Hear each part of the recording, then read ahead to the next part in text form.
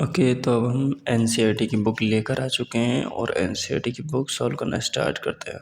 चलिए, ये है हमारा एक्सरसाइज 8.1 का क्वेश्चन नंबर 1।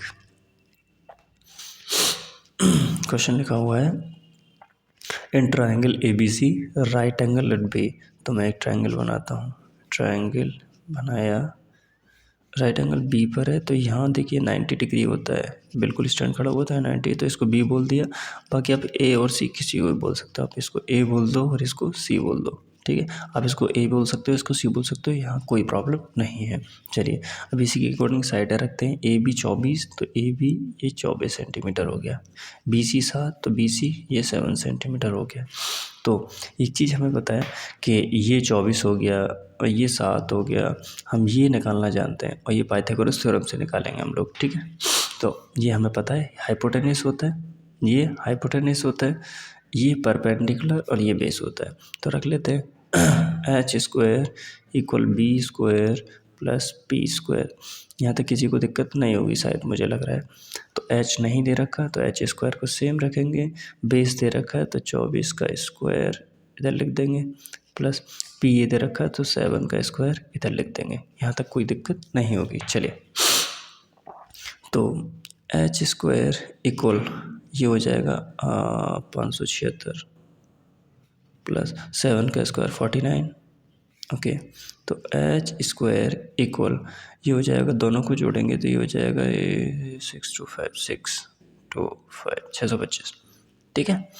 अब यहाँ से स्क्वायर हटाएंगे, तो मैंने आपसे पहले भी बताया आपको कि अगर इधर से स्क्वायर हटाते तो सामने वाले पर रूट जाता है। तो एच इक्वल हो जाएगा √625। तो आपको ये पता होना चाहिए, बाकी आप निकाल के भी दिखा देंगे कि √625 किसका स्क्वायर रूट होता है, ठीक है। तो इसका होता है 25। तो हाइपोटेनस कितना आ गया हमारा 25। यहाँ तक मुझे लग रहा है कोई दिक्कत नहीं होगी आपको। इसके आगे बढ़ते हैं। आप क्वेश्चन पूछ रहे हैं, डिटरमाइन साइन ए। पहला साइन ए, तो मैंने आपको बताया कि साइन का रेशियो क्या होता है, P/H। साइन का रेशियो क्या होता है, P/H। अभी देखिए, यहाँ पर एंगल दिए हुए हैं ABC करके, ठीक है। तब आपको समझना पड़ेगा कि एंगल ए है ये वाला, तो एंगल के सामने वाली साइड को मैंने बोला था आपको परपेंडिकुलर। इसका मतलब इसके परपेंडिकुलर कितना हो जाएगा 7, ठीक है। हाइपोटेनस तो 90 के सामने वाली साइड होती है, इसका मतलब हाइपोटेनस इसका 25 होगा। पहला आंसर 7/25, ठीक है। दूसरा पूछा हुआ है इसने, लिख लेता हूँ पहले मैं यहाँ पर, ठीक है। कॉस ए पूछा हुआ है, साइन सी और कॉस सी पूछा हुआ है। साइन सी कॉस सी थर्ड और ये फोर्थ, ठीक है। चलो, कॉस सी क्या होता है सर, P/H होता है। B/H होता है, तो एंगल ए के लिए बेस क्या होगा, एंगल ए के लिए ये तो परपेंडिकुलर सर, बेस 24 होगा। और हाइपोटेनस तो आपको पता है ये बदलता नहीं है, 25 होगा आंसर। आगे साइन सी, सर साइन का रेशियो क्या होता है, P/H। सबसे पहले मैं रेशियो रखने वाला हूँ, ठीक है। अब रेशियो के बाद ये पहचानूंगा सी के लिए परपेंडिकुलर कौन सा होगा, एंगल सी के लिए परपेंडिकुलर है कौन सा, एंगल के सामने वाली साइड को परपेंडिकुलर बोलते हैं, तो इसके लिए परपेंडिकुलर 24 हो जाएगा। हाइपोटेनस तो सर बदलता ही नहीं है, 25। चलो, इधर कॉस सी, कॉस क्या होता है, V/H। बिल्कुल सर, V/H। अब एंगल सी के लिए बी क्या होगा, बेस क्या होगा, एंगल सी के लिए सी के सामने वाला तो परपेंडिकुलर है, तो सर ये बेस है, फिर तो 7 क्या हो जाएगा फिर इसके लिए बेस। और हाइपोटेनस 25। मेरे पहले क्वेश्चन के चारों आंसर्स सही हो चुके हैं, ठीक है। इसके बाद क्वेश्चन नंबर 2 पढ़ते हैं। क्या दे रखा है, इन फिगर 8.13, इस वाली फिगर की बात कर रहा है। फाइंड करना है आपको tan P minus cot R, tan P minus cot R। एक फिगर बना लेते हैं। फिगर कैसे बना हुआ है, इस तरीके से। और ये आपको ये 13, ये 12 है, ये 13 है, ये 12 है, ठीक है। इसके बाद इसने PQR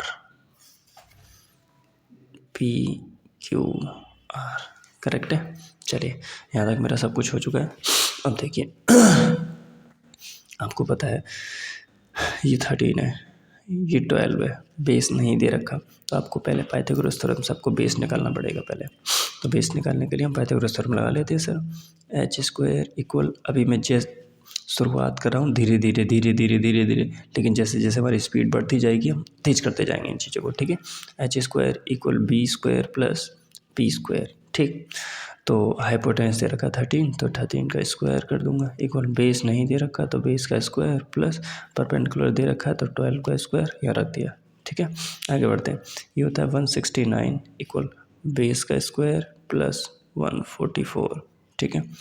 169 144 को इधर लेकर आऊँगा इक्वल बी स्क्वायर। चलो तो 169 में से 144 लेस करूँगा तो ये बचेगा आपका 25। आप उधर से स्क्वायर हटाओगे तो सामने वाले पे अंडर रूट आ जाएगा, और अंडर रूट 25 का वैल्यू होता है 5।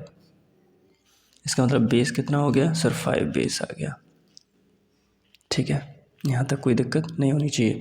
आ जाते हैं 10p पे। 10 का रेशियो क्या होता है सर? p/b। यस, p/b होता है। कॉट का रेशियो क्या होता है?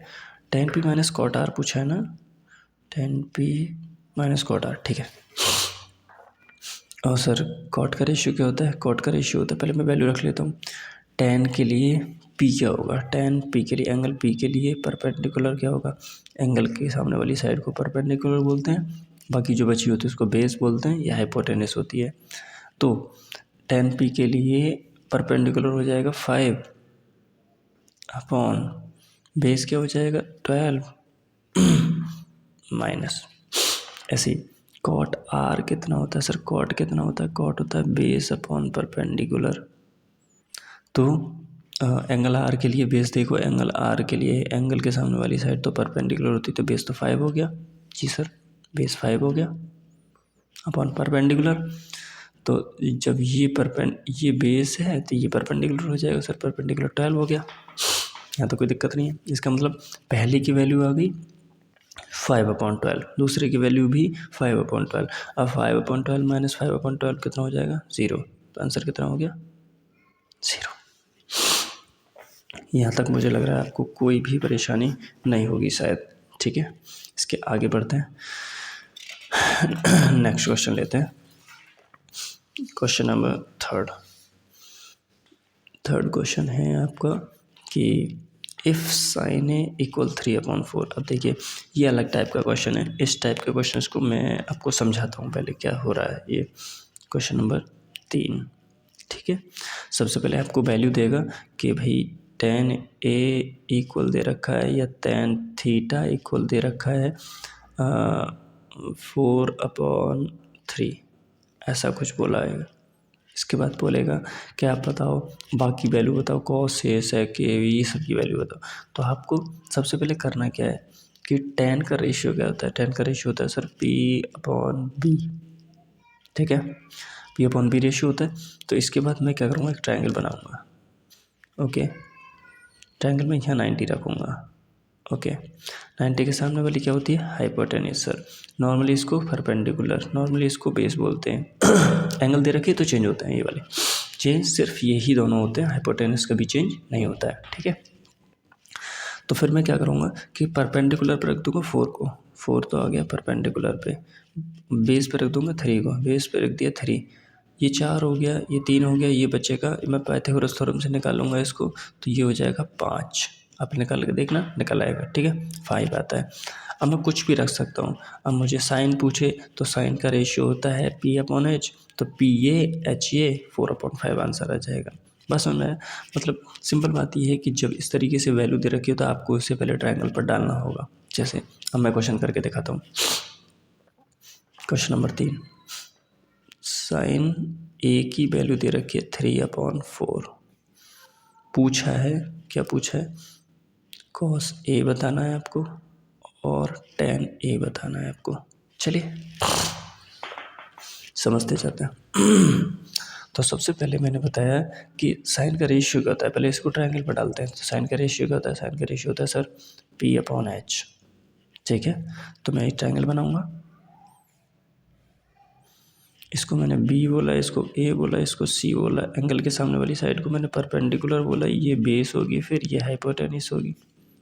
ओके, अब sine A P upon H क्या होता है sir? P upon H, P पर रखी जाएगी 3, परपेंडिकुलर पर रखा जाएगा 3, परपेंडिकुलर पर 3 रख दिया। हाइपोटेनिस पे रखा जाएगा 4, हाइपोटेनिस पे रखा जाएगा सर 4, हाइपोटेनिस 4 हो गया। कोई दिक्कत नहीं आता, ठीक है। अब मैं क्या करने वाला हूँ, अब बेस निकालने वाला हूँ। अब बेस निकालने के लिए मुझे पाइथागोरस थ्योरम यूज़ करनी पड़ेगी। तो वो होता है H square equal B square plus P square, ठीक है। तो हाइपोटेनस कितना दे रखा है? हाइपोटेनस दे रखा है 4, तो 4 का स्क्वायर इक्वल बेस नहीं दे रखा तो बी स्क्वायर प्लस परपेंडिकुलर 3 का स्क्वायर दे रखा है। तो ये हो जाएगा 16 इक्वल बी स्क्वायर प्लस 3 3 9। तो 16 9 को इधर लेकर आऊँगा तो -9 इक्वल बी स्क्वायर। अब 16 में से 9 लेस करूँगा तो बचेगा 7 इक्वल बी स्क्वायर। अब बी की जो वैल्यू आएगी वो आ जाएगी √7। ओके, बेस कितना आ गया? √7। यहाँ तो कोई दिक्कत है नहीं है। अब मैं निकालना स्टार्ट करता हूँ। कॉस ए की वैल्यू सर, कॉस ए पहला क्वेश्चन, कॉस ए होता है v अपॉन एच। तो सर ए के लिए बेस क्या होगा? ये रहा √7। हाइपोटेनस कितनी होगी? वो तो 4 सेम ही रहती है। ओके, ऐसे ही tan ए, tan का रेशियो क्या होता है? tan का रेशियो होता है sir p upon B, p upon B. p कितना है सर? p 3 है, b कितना है? √7। आंसर, दोनों आंसर्स आ चुके हैं आपके। इसके बाद आगे बढ़ते हैं, नेक्स्ट क्वेश्चन पढ़ते हैं। नेक्स्ट क्वेश्चन क्या है? क्वेश्चन नंबर 4 दे रखा है कि 5 cot a इक्वल 8। तो साइन ए और सेक ए की वैल्यू पूछ रहा है। 5 cot a इक्वल 8 लिख लेते हैं, छोटे में हो जाएगा। 5 cot a इक्वल 8, तो साइन ए और सेक ए तो पूछा क्या है? साइन ए सेक ए, चलो कर लेते हैं। हमें पता है कि एक और चीज़, जैसे अभी मैंने वहाँ बताया कि अगर tan ए इक्वल साइन ए इक्वल 4/5 7/3 इस तरीके से कुछ दे रखा है, तो आपको सबसे पहले क्या करना है? उसको ट्रायंगल पर डालना है, ठीक है। डालना इसको भी ट्रायंगल पर है, लेकिन साइन कॉस tan इन सबसे पहले अगर कोई यहाँ पर वैल्यू दे रखी है मल्टीप्लाई में, समझ रहे हो ना? यहाँ अगर कोई वैल्यू दे रखी है तो उस वैल्यू को आप पहले सामने पहुँचाओगे, यहाँ से हटाओगे, ठीक है। याद रखना, सिर्फ आगे जो मल्टीप्लाई में वैल्यू वही हटानी है। अगर यहाँ कोई वैल्यू हो तो यहाँ से नहीं हटानी है। जैसे जैसे क्वेश्चन आते जाएंगे मैं बताता जाऊँगा, लेकिन समझते जाओ कि इस वैल्यू को हटाना होता है आगे से। यहाँ 5 रखा है, 10 रखा है, 3 रखा, 4 रखा है, जो भी है इसको हटाना होता है यहाँ से। तो मैं हटा के दिखा देता हूँ। cot a इक्वल हो जाएगा 8/5। अब ये हो गया। अब रखना है कॉट का रेशियो क्या होता है सर? कॉट का रेशियो होता है v/p, ठीक है। अब कॉट का रेशियो, तो अब मैं ट्रायंगल पर डालूंगा इसको, ट्रायंगल पर डालूंगा। कॉट क्या होता है? v/p। अब a इसको मान दिया, b इसको मान दिया, c इसको मान दिया। एंगल के सामने वाली साइड परपेंडिकुलर होती है, यहाँ बेस रखूँगा, यहाँ हाइपोटेनस रखूँगा। जी सर, बेस क्या है? बेस 8 है, 8 रख दिया। परपेंडिकुलर 5 है। अब सर मुझे पाइथागोरस थ्योरम से इसका हाइपोटेनस निकालना है, निकाल लेते हैं। चलो, हाइपोटेनस हो जाएगा H square equal B square plus P square, ठीक है। तो हाइपोटेनस कितना नहीं दे रखा है? एच स्क्वायर इक्वल बेस कितना है? बेस दे रखा है आपको 8, तो 8 का स्क्वायर प्लस परपेंडिकुलर दे रखा है 5, तो 5 का स्क्वायर। ओके, ये देखते हैं। 8 का 64 प्लस 5 का 25, तो एच स्क्वायर इक्वल हो जाएगा, ये हो जाएगा 9 6 2 8 89। अब √89 किसी का नहीं होता है, तो एच इक्वल √89, ठीक है। क्या मैं सही हूँ? Am right? 8/5 कॉट रखा, कॉट ही था या कॉस था? एक बार देख लेते हैं। है तो कॉट ही। अरे 15 है यार, 5 नहीं था, सॉरी। 15 था, ये 15 है, ये 15 है, ये 15 है। ओके, 8 का 64 और 15 का 225 होता है। एक यहाँ 2 एक्स्ट्रा लगा लो, ठीक है। अब जोड़ेंगे इनको तो ये हो जाएगा 9, ठीक है। 8 और ये तो 2, 8, 9 हो गया। और 2, 8, 9 को अंडर रूट में रखेंगे तो एच की एच की जो वैल्यू होगी वो हो जाएगी 17। ये 17 का स्क्वायर होता है 289, ठीक है। यहाँ तक मुझे लग रहा है सारी चीज़ें क्लियर है। तो अब हमने हाइपोटेनस भी निकाल लिया, 17 हो गया। अब आपको समझ में आ रहा होगा सारा कुछ कि क्या करना होता है।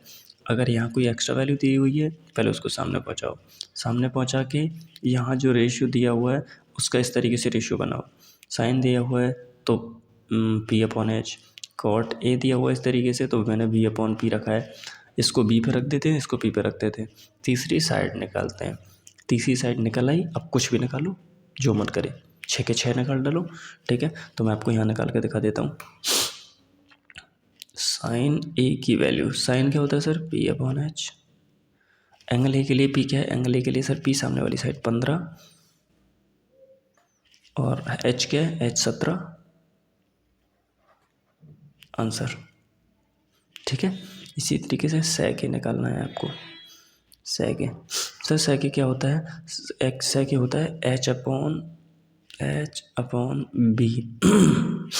H क्या है, H तो बदलता ही नहीं है सर, H तो 17 ही होगा जी, बिल्कुल। बेस क्या होगा, बेस देखो एंगल A ले रखा है, एंगल के सामने वाली परपेंडिकुलर, तो बेस 8 होगा सर, आंसर। बहुत सिंपल है, बहुत आसान है, आप ट्राई करोगे आराम से सॉल्व हो जाएंगे, ठीक है। आगे बढ़े। चलो, क्वेश्चन नंबर 4 हो चुका है हमारा। 4 के बाद क्वेश्चन नंबर 5 पे आता है। क्वेश्चन नंबर 5 दे रखा है कि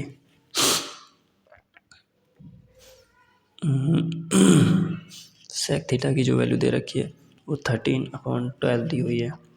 तो calculate all other triangular ratios. देखो टोटल 6 होते हैं जिसमें से 5 रह गए हैं क्योंकि एक तो खुद ऑलरेडी दे दिया है, तो 5 आपको निकालने हैं। तो रिमेनिंग 5 रेशियोज आपको बताने हैं, ठीक है। चले करके देखते हैं। काम कुछ नहीं है, सीधे इसको ट्रायंगल पे डालना, तीसरी साइड निकालनी है और निकाल देना। चलो, तो मैं सबसे पहले ट्रायंगल बनाता हूँ सर। ट्रायंगल बन गया, ओके। मैंने इसको A बोला, इसको B बोला, इसको C बोला, ये हमने थीटा रखा है। तो सेक होता क्या है वैसे, सेक होता है सर H/B। तो हाइपोटेनस 13, हाइपोटेनस क्या होता है यहाँ पर 90 के सामने वाला, 90 के सामने वाला 13। अब बेस क्या होगा, बेस होगा सर ये वाली साइड, बेस क्योंकि एंगल के सामने वाला परपेंडिकुलर, तो ये बेस हो जाएगा। मैं बार बार पाइथागोरस थ्योरम ना लगा के सीधा आपको बता दे रहा हूँ कि ये 12, ये 13, तो ये 5 निकल के आता है। बाकी आप एक बार ट्राई करके देखना, हम 2-3 बार पाइथागोरस थ्योरम निकाल के सॉल्व कर चुके हैं, ठीक है। मैं सीधा किए दे रहा हूँ, ये 5 होगा यहाँ से, ओके। अब बस निकालते जाओ, क्या क्या रह गया है। साइन थीटा निकालो, कॉस थीटा निकालो, टेन थीटा निकालो, कॉस सेक थीटा निकालो, सेक दे रखा है, कॉट थीटा निकालो, हो गए 5। चलो, साइन क्या होता है सर, P/H। तो P कितना है, परपेंडिकुलर कितना होगा 5, H कितना होगा 13, क्वेश्चन ख़त्म। दूसरा कॉस क्या होता है सर, V/H। तो सर बेस कितना है 12, हाइपोटेनस 13, आंसर, ठीक है। टेन क्या होता है P/B। परपेंडिकुलर कितना है, परपेंडिकुलर है आपका 5, बेस कितना है, बेस सर 12, आंसर। अपॉन में ही ध्यान रखना, ज़्यादा दूर हो गया है, ठीक है। इसको यहाँ करता हूँ मैं। अच्छा सर, कॉसेक क्या होता है, कॉसेक होता है H/P। हाइपोटेनस कितना 13, परपेंडिकुलर कितना, परपेंडिकुलर आपका 5, ओके। Answer cot theta. अब कॉट क्या होता है सर, कॉट होता है V/P, V/P। अब V कितना होगा, V हो जाएगा आपका 12, परपेंडिकुलर 5। ये आपके आंसर हो गए सारे के सारे। Question number 5 complete. ठीक है, क्वेश्चन नंबर 6 पे आ जाते हैं। अच्छा, क्वेश्चन नंबर 6 पढ़ने से पहले मैं आपको एक चीज़ बता देता हूँ कि अगर कोई ट्रायंगल है, मान लेते हैं ये आपका ट्रायंगल है, यहाँ बता देता हूँ। अगर ये आपका ट्रायंगल है, अगर इस ट्रायंगल की दो साइड बराबर है, अगर इस ट्रायंगल की दो साइड बराबर है, तो इस ट्रायंगल इस साइड के सामने वाला जो एंगल, इस साइड के सामने कौन सा एंगल है, ये वाला। इस साइड के सामने वाला कौन सा एंगल है, ये वाला। तो ये दोनों एंगल भी बराबर होंगे। अगर दो साइड है बराबर हैं तो एंगल भी बराबर होंगे। ऐसे यही सेम कॉन्सेप्ट है। अगर तीन एंगल बराबर है तो तीनों साइड बराबर होगी। तो आपको पता होना चाहिए कि इक्विलेटरल ट्रायंगल में तीनों साइड है बराबर होती हैं, तो तीनों एंगल भी बराबर होते हैं। तीनों साइड है बराबर हैं तो इनकी जो अपोजिट साइड से एंगल है वो भी बराबर ही होंगे। ठीक है, आगे बढ़ता है, रुक जाते हैं। हाँ, तो मैं बता रहा था आपको कि अगर तीनों साइडें बराबर हैं तो उसके तीनों एंगल बराबर होंगे। अगर उसकी दो साइडें बराबर है तो उसके दो एंगल भी बराबर होंगे। सिंपल बात तो ये है। ठीक है, चलिए अब आ जाते हैं क्वेश्चन पे। Question number 6। क्वेश्चन नंबर 6 दे रखा है कि if angle A and angle B are acute angle such that cos A equal cos B. मैं एक ट्राइंगल बना लेता हूँ, right angle triangle like this. इसको ए, इसको बी, नहीं इसको बी बोलता हूँ और इसको सी बोलता हूँ, क्योंकि इस एंगल के साथ 90 डिग्री होता है, सीधे वैल्यू होता है, नहीं रख सकते। ठीक है, ये ए है, ये बी है। ओके, अब मैं इन्होंने दिया हुआ है कि cos A equal cos B. Cos का रेशियो होता है सर, कॉस का रेशियो एंगल ए के साथ, एंगल ए के साथ कॉस का रेशियो होता है वी अपॉन एच। तो एंगल के ए के साथ वी क्या होगा, एंगल ए के साथ ये तो पी होगा, तो वी ये हो जाएगा ए सी। ठीक है, बेस क्या हो जाएगा ए सी, और base upon hypotenuse A B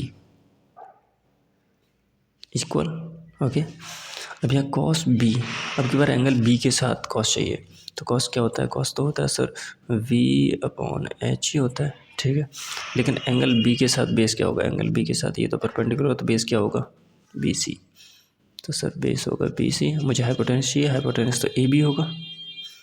okay, मुझे पता है ए बी कट के बराबर है, तो ए बी कट के बच्चा ए सी इक्वल बी सी।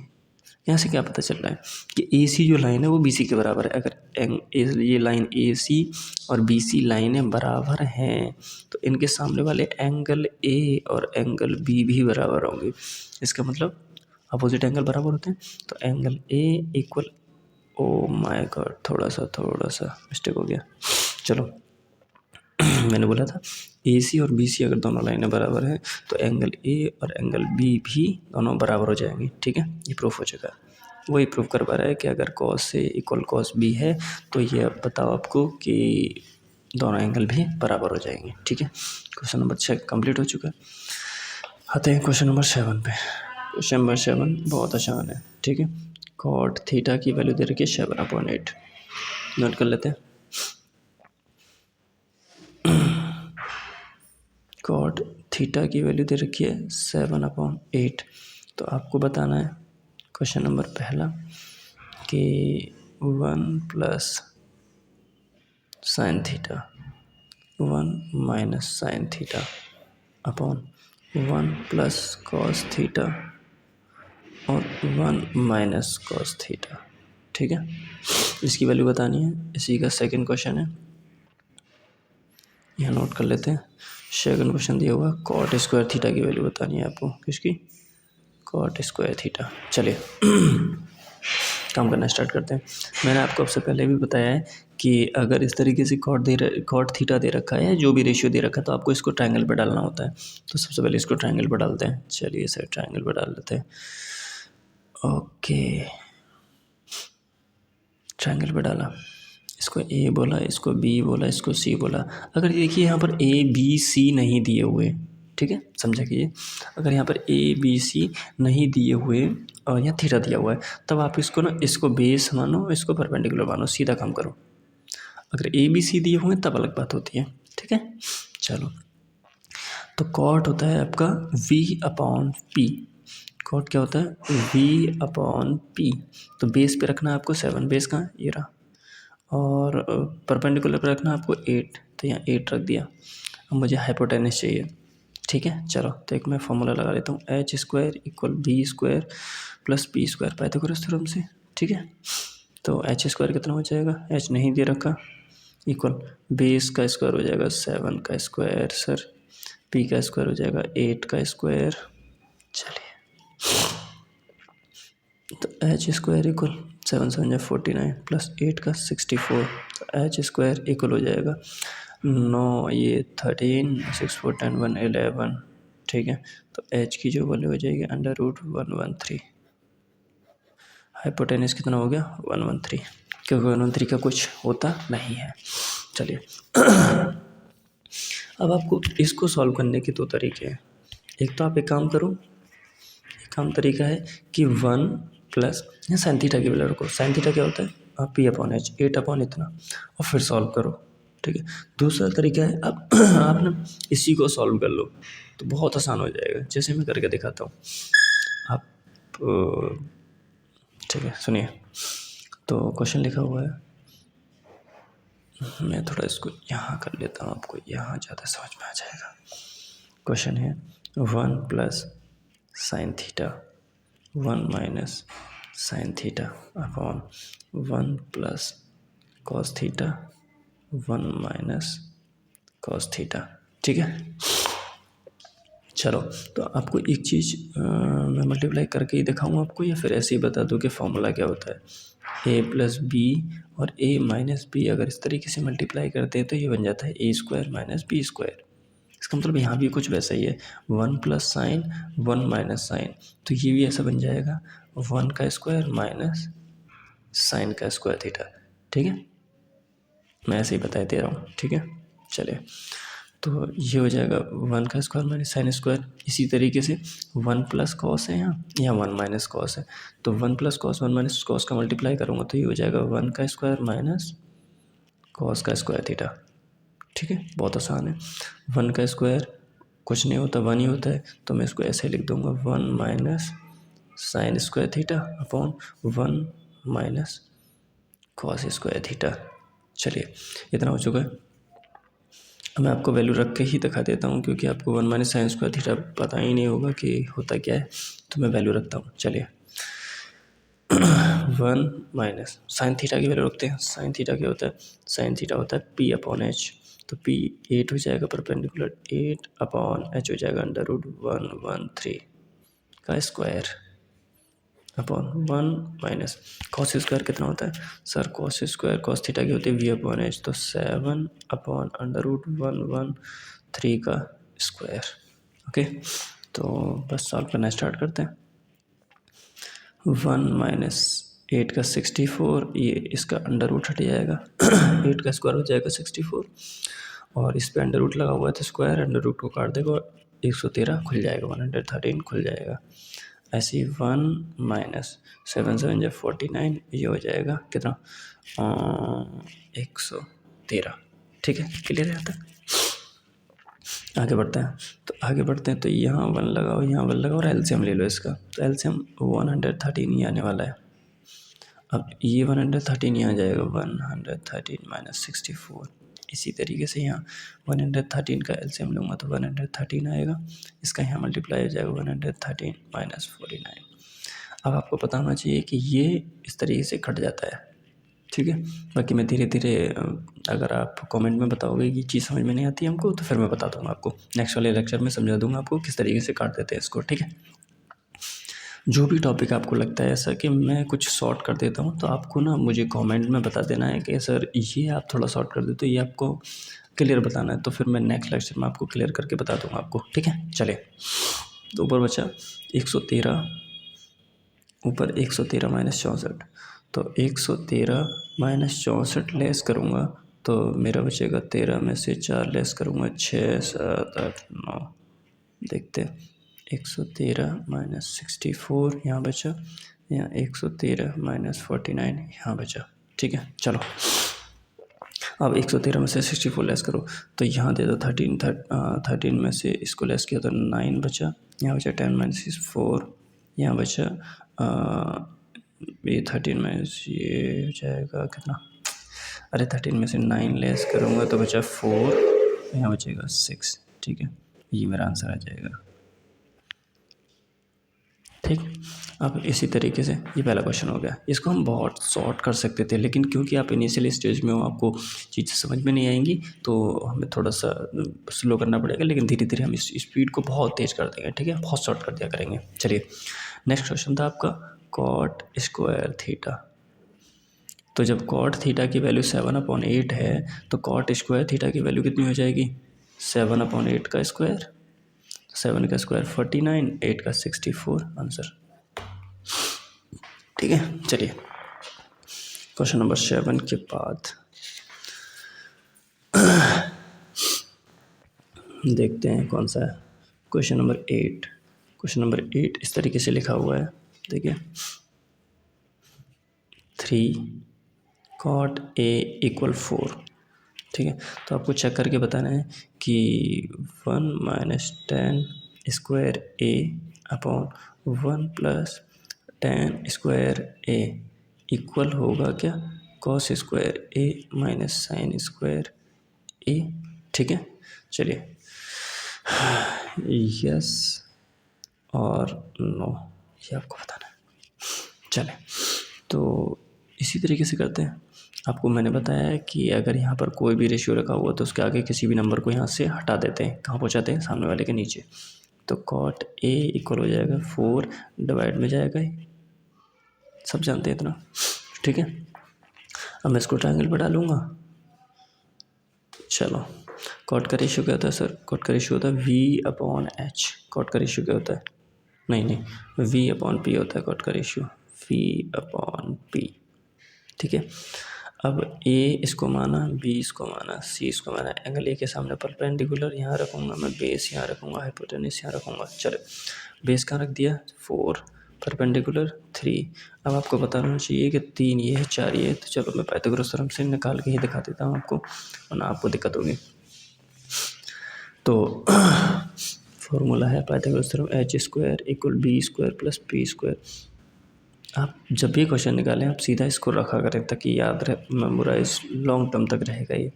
ठीक, तो H² नहीं दे रखा, बेस दे रखा है 4, तो 4 का स्क्वायर प्लस परपेंडिकुलर दे रखा 3, तो 3 का स्क्वायर। तो H² = 4 का 16 4 का 16 प्लस 3 का 9। तो H² = 16 + 9 को जोड़ूंगा मैं तो 25 हो जाएगा। तो H की वैल्यू जो हो जाएगी, रूट हटाऊंगा, स्क्वायर हटाऊंगा तो रूट आ जाएगा। तो H की जो वैल्यू आ जाएगी वो 5 आएगी। ठीक है, तो मैं सीधा सीधा इसको 5 रख सकता हूँ। ठीक है, यहाँ तक शायद मुझे कोई दिक्कत नहीं है अभी तक। मैं वैल्यू रखने का शुरू करता हूँ। चलो सर, मैं पहले इसी को सॉल्व कर लेता हूँ, फिर इसको सॉल्व कर लूँगा, फिर देख लूँगा दोनों बराबर आ रहे हैं या नहीं। ठीक है, कर लो जी। तो 1 - tan थीटा की वैल्यू देखते हैं, tan A की वैल्यू। तो tan होता है सर परपेंडिकुलर अपॉन बेस, 3/4। 3/4 का हो जाएगा स्क्वायर। ऐसे 1 + tan A ही है, सीधा 3/4 ही आएगा, इसका भी स्क्वायर। यहाँ तक किसी को दिक्कत नहीं होनी चाहिए। चलो इधर भी साथ के साथ ही रख चलता हूँ। कॉस ए, तो कॉस ए के लिए कॉस क्या होता है? कॉस होता है सर V/H। तो V/H बेस ही होगा 4/5 का स्क्वायर माइनस साइन क्या होगा? साइन सर P/H होता है, सो साइन होता है P/H 3/5 का स्क्वायर। ठीक है, चलो सॉल्व करना स्टार्ट करते हैं। 1 - 3 का 9, 4 का 16, 1 + 3 का 9, 4 का 16। चलो 4 4 = 16, 5 5 = 25, -3 3 = 9, 5 5 = 25। ओके, अब मैं एलसीएम लेता हूँ। इसके नीचे मान लो, इसके नीचे मान लो, एलसीएम लो। 16 - 9/16 अपॉन ऐसे, अब 16 + 9/16 इक्वल। अब जब दोनों नीचे सेम सेम होते हैं तो एलसीएम लेने की जरूरत नहीं होती, मतलब सीधा सेम आ जाता है 25। अब 16 - 9 को लेस कर देंगे। चलो, ये 16 से 16 नीचे से कट गया। आपको पता होना चाहिए, मैंने बताया आपसे पहले भी, इस तरीके से कट जाता है। तो बचेगा 16 - 9। अब 16 में से 9 को लेस करूँगा तो कितना बचेगा 7। यस सर 7, सीधा 7 लिखता हूँ। यहाँ बचा 16 + 9, 16 + 9 कितना होता है सर 25। बिल्कुल ठीक है। इक्वल इधर भी कितना 16 - 9। ओह माय गॉड 16 - 9 7 बचा और नीचे 25। Yes this is left hand side, this is right hand side and yes proof हो गया, होता है इसके बराबर ही। ठीक है। तो क्वेश्चन नंबर 8 हमारा क्लियर हो चुका है। क्वेश्चन नंबर 8 के बाद क्वेश्चन नंबर 9 चेक करते हैं क्या लिखा हुआ है। क्वेश्चन नंबर 9 लिखा हुआ है कि इन ट्रायंगल ABC, ठीक है, right angle at B, right angle B पर है और tan A इक्वल इतना दे रखा है, तो find the value of this. चलो मैं पहले आपको ये क्लियर करके दिखाता हूँ कि इसका क्या मतलब है। देखिए कुछ क्वेश्चंस आगे इस तरीके से भी आएंगे। क्वेश्चन नंबर 9 दे रखा है इफ़, पहले तो एक राइट एंगल ट्रायंगल बना लेता हूँ। राइट एंगल B पर बोल दिया है तो मैं B यहाँ रख देता हूँ, A यहाँ रख देता हूँ, C यहाँ रख देता हूँ। ओके चलो tan A की वैल्यू दे रखी है, tan A की वैल्यू दे रखी है 1/√3। ठीक है। तो find the value of, okay okay okay.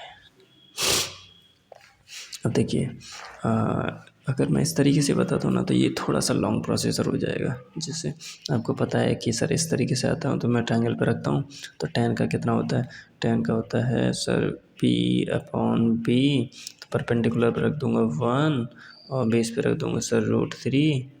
Pythagoras theorem से ये निकालने की कोशिश करता हूँ। देखिए चलो मैं इस तरीके से कर देता हूँ आपको। तो होता है h² = B² + P²। तो h कितना होगा नहीं दे रखा सर, बेस दे रखा है √3 का स्क्वायर प्लस p कितना है 1, तो 1 का स्क्वायर, तो h² इक्वल हो जाएगा √3 का स्क्वायर। ध्यान रहे स्क्वायर और रूट एक साथ आते हैं तो कट जाते हैं। ठीक है, तो 3 खुले में आ जाएगा प्लस 1 का स्क्वायर 1 ये रहेगा, तो h² इक्वल हो जाएगा 3 + 1 4। तो h की जो वैल्यू हो जाएगी √4, तो h की वैल्यू हो जाएगी 2। Very simple. ओके तो ये 2 हो गया। यहाँ तक कोई दिक्कत मुझे लगता है नहीं आनी चाहिए आपको। इसके बाद अब इसने मांगा क्या है, इसने मांगा है पहला क्वेश्चन लिखा हुआ है sin A × cos C + cos A × sin C। पहला चलिए पहले इसी को सॉल्व करके दिखा देते हैं। साइन का होता है सर P/H, तो एंगल ए के सामने तो P ये है और H ये है, तो सर 1/2 आ जाएगा इसका वैल्यू, तो इंटू cos C के सामने परपेंडिकुलर ये होगा, बेस होगा, ध्यान रखिए cos होता है V/H, तो V/H क्या निकालेंगे, देखिए ये तो परपेंडिकुलर है C के लिए, तो परपेंडिकुलर है तो बेस क्या है ये 1/2, ये देखो ये V/H होता है, P/H होता है, cos V/H होता है, sin P/H होता है। ये आपको याद रहना चाहिए। ठीक है, प्लस cos क्या होता है सर V/H, लेकिन A के लिए B क्या होगा, एंगल A के लिए तो परपेंडिकुलर तो बेस ही होगा, तो बेस √3 अपॉन हाइपोटेन्यूज तो 2 ही रहने वाला है, इंटू साइन C। अब C के लिए परपेंडिकुलर ढूंढते हैं एंगल C के लिए परपेंडिकुलर सामने वाले होगा √3 अपॉन हाइपोटेन्यूज कौन सा होगा, हाइपोटेन्यूज तो सर 2 सेम ही रहता है। चलिए तो 1 का 1 में मल्टीप्लाई 1, 2 का 2 में 4 प्लस अगर अंडर रूट में सेम नंबर आ रखे हैं, दोनों पे रूट है तो दोनों का मल्टीप्लाई करते हैं तो रूट हट जाता है और नंबर खुले में आ जाता है। दोबारा सुनो, अगर दोनों नंबर सेम नंबर हैं, दोनों पे रूट है, तो अगर दोनों का मल्टीप्लाई किया जाता है तो रूट हट जाता है, नंबर खुले में अकेला आता है। अब यहाँ 2 × 2 = 4 हो जाएगा। ओके,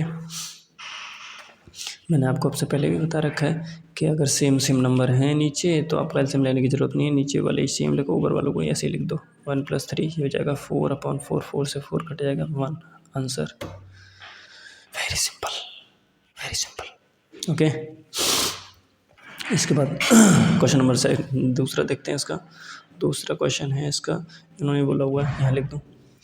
चलो दूसरा क्वेश्चन लिखा हुआ है सर कि cos A into cos C minus sin A into sin C। चलो, तो मैं आपको उस ट्रायंगल को दिखाने की कोशिश करता हूँ, अगर शायद दिख जाए तो। Yes yes yes yes yes, चलिए cos A रखना है मुझे। तो cos A क्या होगा? cos क्या होता है सर? cos होता है sir V upon H, cos V upon H sin P upon H, sin P upon H. मैं साइडों को चेंज, वो एंगल्स को चेंज कर करके रखता हूँ, ठीक है। cos A होता है V अपॉन एच। तो बेस क्या होगा एंगल ए के लिए? एंगल ए के लिए बेस होगा √3। आपको शायद नहीं दिख रहा होगा। ओके, वन और इस तरीके से थोड़ा सा नीचे रह रहा है। चलिए ये देखिए, मैं ही ट्रायंगल बना देता हूँ यार, हाँ तो मैं भी ना पूरा एकदम क्या बताऊँ। ये हो गया, ये ए है, ये बी है, ये सी है, 2 1 और √3, ठीक है। चलिए ये देखिए, कॉस क्या होता है? V upon H. तो एंगल ए के लिए बेस क्या है? एंगल ए के लिए सर ये तो परपेंडिकुलर बेस है, तो बेस क्या होगा? √3 अपॉन एच। ही एच क्या होगा? एच तो सर 2 सेम रहता है। कॉस सी, कॉस क्या होता है? V upon H. सी के लिए बेस क्या है? एंगल सी के हिसाब से देखो, सी के हिसाब से ये तो परपेंडिकुलर सर, बेस ये है 1 अपॉन हाइपोटेनस कितना है सर? 2 माइनस साइन, साइन क्या होता है? P upon H. सर ए के लिए P क्या है? ए के लिए P ये है P upon H 1/2 into sine C. अब साइन के लिए तो वही P अपॉन एच होता है, बट एंगल सी है आपके पास, सी के लिए परपेंडिकुलर ये हो जाएगा, और परपेंडिकुलर √3 अपॉन एच कितना हो जाएगा? 2। यहाँ तो कोई दिक्कत नहीं है। चलिए अब √3 का अपन में मल्टीप्लाई करो, तो √3 अपॉन 2 2 जा 4 माइनस √3 का अपन में √3 2 2 जा 4, √3 4 में से लेस करेंगे तो 0 बचेगा आंसर। सेम नंबर है, अपोजिट साइंस है, तो 0 हो जाएगा, ठीक है। यहाँ तक शायद आपको एक एक चीज़ क्लियर हो चुकी होगी, ठीक है। बढ़ते हैं आगे, क्वेश्चन नंबर 9 तक हमारा क्लियर हो चुका है। क्वेश्चन नंबर 10 देखते हैं।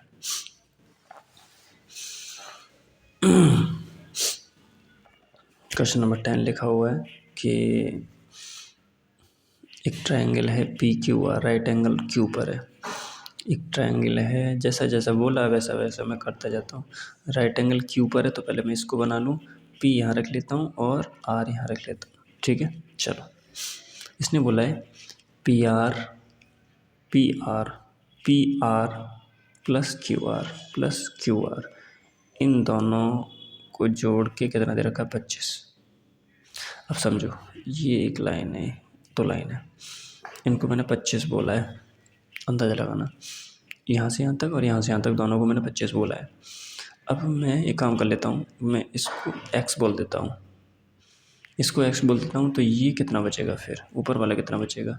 25 में से x कम कर दो, पूरा 25 था, x इतना होगा तो x कम कर दो, तो ये बचेगा 25 माइनस x। इतना शायद आपको बहुत अच्छे से समझ में आ रहा होगा, ठीक है। तो मैं क्या करता हूँ, अगर इन दोनों का सम कितना है? 25 है, तो मैं एक काम करता हूँ, इसको x बोल देता हूँ, तो ये कितना बचेगा? 25 माइनस एक्स। क्लियर है? अगर मैंने इसको x बोला तो ये 25 माइनस एक्स, और PQ दे रखा 5 सेंटी, PQ दे रखा 5।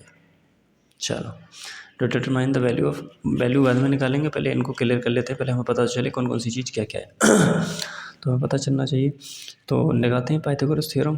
पाइथागोरस थ्योरम से क्या होगा? h² equal b² plus p²। इनमें तो वही रिलेशन होता है सिर्फ, ठीक है। तो हाइपोटेनस कितना है? हाइपोटेनस हो गया आपका 25 माइनस एक्स, तो 25 माइनस एक्स का स्क्वायर इक्वल बेस कितना है? 5, तो 5 का स्क्वायर प्लस परपेंडिकुलर एक्स है, तो एक्स का स्क्वायर। चलिए करते हैं, स्क्वायर खोलते हैं, a माइनस बी का होल स्क्वायर, तो a² मतलब 25 का स्क्वायर प्लस बी स्क्वायर मतलब एक्स का स्क्वायर माइनस 2 इंटू ए इंटू बी एक्स इक्वल ये 25 प्लस एक्स स्क्वायर के ले रहे हैं तक। चलो, तो आपको पता होना चाहिए कि ये एक्स स्क्वायर इधर है, ये भी एक्स स्क्वायर इधर। अगर ये एक्स स्क्वायर प्लस का उधर जाएगा तो माइनस का हो जाएगा और एक्स स्क्वायर से एक्स स्क्वायर खत्म हो जाएगा। तो मैं इसको यहीं से यहीं ख़त्म किए दे रहा हूँ, समझ रहे हो इसको। तो 25 का स्क्वायर 625 माइनस 25 50 एक्स इक्वल 25। ठीक है, मैं काम करता हूँ, इस 50 एक्स को उधर लेकर गया तो पॉजिटिव 50 एक्स हो गया, इस 25 को इधर ले आया तो 625 में से 25 को लेस कर दिया मैंने। ठीक है, तो ये बचेगा 600 इक्वल 50 एक्स। तो एक्स की वैल्यू रखनी है तो 600 अपॉन 50 कर देता हूँ। इससे ये कर दिया 5 से इसको 5 बजे 5 1 5 टू 10 12 टाइम्स। तो एक्स की जो वैल्यू आई है वो आई है 12। मतलब ये कितनी वैल्यू आई है 12। तो ये कितनी होगी सर 25 में से 12 लेस कर दूँगा एक्स की वैल्यू तो कितना बचेगा 13। मतलब हाइपोटेनस कितना आ गया 13, ये 12। क्लियर है इतना। अब निकाल लेते हैं क्या क्या मांग रहे हैं। इन्होंने मांगा था sir sine A cos B, sine P cos P tan P. काहे पी मांगा, और भी मांग सकता था। तो साइन क्या होता है सर पी अपॉन एच। तो एंगल पी के लिए परपेंडिकुलर क्या होगा, एंगल पी के लिए परपेंडिकुलर ये होगा, ये कितनी आई है 12। पी अपॉन एच कितना होगा, एच ये होगा, एच कितना आया 13। पहला आंसर। दूसरा देखते हैं कॉस पी। तो कॉस के लिए कॉस क्या होता है वी अपॉन एच सर। तो बेस कितना होगा, बेस पी साइड के लिए बेस होगा 5 और एच कितना होगा 13। डन। 10 कितना होगा 10 होता है P upon B sir, P upon B. तो 10 परपेंडिकुलर कितना होगा पी के लिए परपेंडिकुलर होगा 12 अपॉन बेस होगा उसका 5। ठीक है, क्वेश्चन नंबर 10 क्लियर। आगे बढ़ते हैं क्वेश्चन नंबर 10 के बाद क्वेश्चन नंबर 11। कुछ नहीं है, कुछ ऑब्जेक्टिव्स हैं, मैं थोड़ा समझाता जाता हूँ आपको, मैं ही क्लियर कर देता हूँ, इसी में बुक में ही कर देता हूँ। ठीक है, चलो 11 में the value of 10 is always less than 1। क्या 10 की वैल्यू हमेशा लेस देन 1 होती है। अच्छा, मैं आपको थोड़ा सा क्लियर कर दूँ कि आगे वाली एक्सरसाइज में आप ना 10 की साइन की बहुत सारी वैल्यूज़ पढ़ोगे कि 10 30 कितना होता है, 45 कितना होता है। ठीक है, तो उनके अकॉर्डिंग मैं आपको बताता हूँ कि 10 45 की वैल्यू होती है 1। चलो एक चीज़ तो क्लियर हो गया कि लेस देन 1 नहीं होती है, 1 होती है, 1 से बड़ी भी होती है। 10 60 की जो वैल्यू होती है √3 होती है और √3 की जो वैल्यू होती है 1.732 इतना होता है। इसका मतलब पहला वाला ये गलत है कि हमेशा 1 से छोटी होती है, ये गलत बात है। ठीक है, चलो दूसरा देखते हैं। इन्होंने रखा है sec A equal 12/5 for some of angle A. देखते हैं, तो आपको पता होना चाहिए अगर ये एक ट्रायंगल है, ये एक ट्रायंगल है तो ध्यान रहे कि हाइपोटेनस वाली जो साइड होगी ना, हाइपोटेनस वाली साइड हमेशा इन दोनों साइडों से बड़ी होगी, हमेशा हमेशा बड़ी होगी। राइट एंगल ट्रायंगल में अगर ये हाइपोटेनस वाली साइड इन दोनों साइडों से हमेशा बड़ी होगी। ठीक है, सबसे बड़ी साइड हाइपोटेनस होती है। तो सेक क्या होता है, सेक होता है सर, सेक होता है एच अपॉन नहीं, सेक क्या होता है, सेक होता है बी अपॉन नहीं H upon B, H upon B. तो एच पे रखा जाएगा 12, बी पे रखा जाएगा 5। हाँ रख सकते हैं, कोई प्रॉब्लम नहीं है इसमें, क्योंकि ये 12 है ये 5 तो ये भी कुछ निकल के आ जाएगा। ठीक है लेकिन अगर ये उल्टा होता, अगर ये उल्टा होता, ये बोला होता कि कॉस ए की वैल्यू 12/5 है तो कॉस के लिए 12 यहाँ था 5 बताओ, तो ये गलत हो जाता क्योंकि ये वाली वैल्यू, ये वाली जो वैल्यू है वो बड़ी हो जाती है और ये वैल्यू छोटी हो जाती है, जबकि ऐसा नहीं हो सकता है, हाइपोटेनस साइड हमेशा बड़ी होगी। ठीक है, तो दूसरा भी ट्रू, पहला फॉल्स था, दूसरा ट्रू हो गया। ठीक है तीसरा देखते हैं। Cos is the abbreviation used. अच्छा मैं बताता हूँ आपको कि कॉस का पूरा जो फॉर्म होता है ना वो कोसाइन होता है। ठीक है, और कोसेक का जो होता है, कोसेक कोसेकेंट होता है, कोसेकेंट, ठीक है। तो ये बोल रहा है cos is the abbreviation use for the cosecant of angle ए, कि कॉस ए जो है वो कोसेकेंट का एब्रीविएशन नहीं, कोसेकेंट का तो कोसाइन होता, कॉस किसका है, कोसेकेंट का कोसेक होता, कॉस किसका है, कोसाइन का, कॉस किसका है, कोसाइन का, कोसाइन का एब्रीविएशन क्या है, कॉस, और ऐसे ही कोसेकेंट का एब्रीविएशन क्या होता है, कोसेक, ठीक है। तो कॉस किसका होता है, कोसाइन का, जबकि ये बोल रहा है कोसेकेंट का है, गलत है, फॉल्स हो गया। फोर्थ देखो, फोर्थ है कॉस इज़ अ, ध्यान रखें ये जो अगर किसी नंबर का मल्टीप्लाई करना है किसी इस तरीके से रेशियो में, जैसे साइन ए में 2 का मल्टीप्लाई करना है, तो यहाँ पर 2 आएगा, 2 साइन ए हो जाएगा, ना कि यहाँ कभी नहीं होगा साइन 2 है, ये गलत है, ठीक है, इस चीज़ को याद रखो। दूसरी चीज़, ये जो एंगल होता है ये इसमें साइन इंटू ए का मल्टीप्लाई करके साइन ए नहीं बना होता, ये गलत बात है, याद रखना इस चीज़ को, ठीक है, क्लियर इतना। आगे दिया हुआ है, जैसे देखो क्वेश्चन नंबर 5 दे रखा है, साइन थीटा की वैल्यू दे रखी है 4/3, क्या ये पॉसिबल है, चेक करके देखते हैं, ट्रायंगल बना लेते हैं, ट्रायंगल बना लेते हैं। तो हमको पता होना चाहिए क्या कि साइन क्या होता है, P/A, सर P क्या होगा, सर P ये हो जाएगा नॉर्मली, और B ये होता है, तो P पे रख दूंगा 4 को, और B पे रख, और H पे रख दूंगा मैं, P/H होता है, तो P पे रख दूंगा 4 और H पे रख दूंगा 3, ये गलत हो गया, बताओ रीज़न। रीज़न इसका ये है कि कभी भी हाइपोटेनियस साइड जो है वो इन दोनों साइडों से छुटी नहीं हो सकती, हमेशा बड़ी होगी, जबकि यहाँ आपको ये दिखाया जा रहा है कि परपेंडिकुलर 4 है और हाइपोटेनियस 3 है, ये गलत बात है, ठीक है। तो इसी के साथ आपका एक्सरसाइज नंबर 1 क्लियर हो गई है। अब पढ़ेंगे हम एक्सरसाइज नंबर 2, ठीक है। तो वेट करें कल तक का, ठीक है, चलिए बाय बाय।